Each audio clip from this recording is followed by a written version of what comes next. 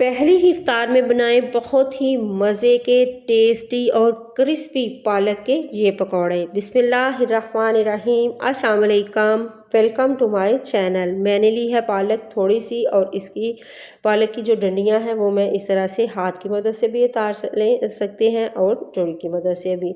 तो मैंने इसको उतार के अच्छे से धो लिया है। धोने के बाद इसको रखा है थोड़ी देर के ये खुश्क हो जाए। और अब मैंने लिए हैं जी बॉयल किए हुए आलू 1 पाव। आलू 1 पाव लेके अच्छे से मैशर की मदद से मैश कर लूँगी, और ये गरम गरम मैशर से मैश करेंगे तो बहुत ही जल्दी मैश हो जाएंगे। और इसको रखूँगी एक साइड पे। और अब मैं तैयार करूँगी इसकी कोटिंग। मैंने लिया है बेसन जो है 1 कप भर के, और बेसन को मैं अच्छे से छान लूँगी। ये बहुत ही कम मसालों से बहुत ही टेस्टी पालक के पकोड़े जो हैं बन के रेडी हो जाएंगे।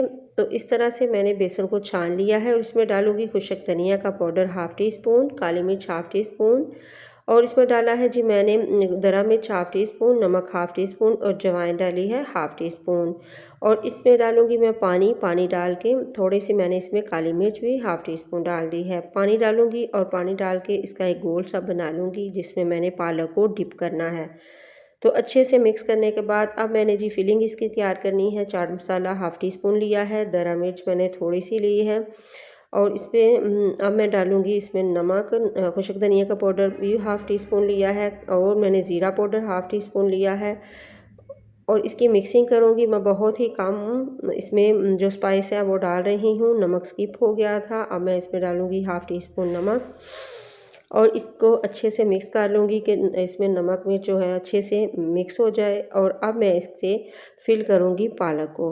तो पालक के जो पत्ते हैं वो मैंने ले ली हैं। वो देख आप अपने हिसाब से, मसलन बड़े हैं मेरे पास तो छोटे छोटे से इसके पत्ते मुझे मिले थे पालक के, तो मैंने वही ले लिए हैं। आपके पास बड़े हैं तो आप वो भी ले सकते हैं। इसके अंदर मैं थोड़ी थोड़ी सी फिलिंग भरूँगी।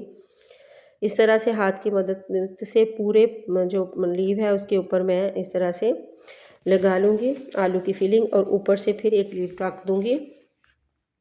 और इसी तरह से सारे जो है बना के आप रख सकते हैं। आप चाहें तो इस तरह से आप इसको फिल करके पूरे रमज़ान के लिए भी सेव कर सकते हैं।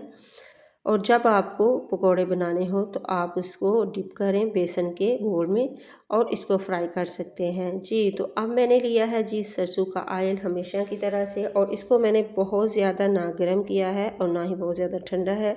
मीडियम टू लो आंच पे मैं इसको फ्राई करूँगी। और सॉरी, थोड़ा सा इसमें स्किप हो चुका है। मैंने 1 चम्मच जो है गरम तेल का 1 से 2 चम्मच मैंने इस जो बेसन का घोल है उसमें डाला था। इससे इसकी फिलिंग बहुत ही क्रिस्पी और मज़े की बनेगी। तो मैं उल्ट पुल्ट के इसको मैं फ्राई कर रही हूँ, और ये बहुत ही मज़े के और बहुत ही टेस्टी बनेंगे हैं। इसी स्टेज पे आपको मेरी वीडियो ज़रा सी भी अच्छी लगे तो प्लीज़ आप लोग इसको ज़्यादा से ज़्यादा शेयर किया करें, सब्सक्राइब करें, और लाइक भी किया करें। कि आप लोगों की दुआएं और प्यार है। तो इस तरह से मैंने सारे पकोड़ों को रेडी कर लिए है। तो देखिए कितने क्रिस्पी मज़े के टेस्टी हैं। दुआओं में रखिएगा याद। अल्लाह हाफिज़।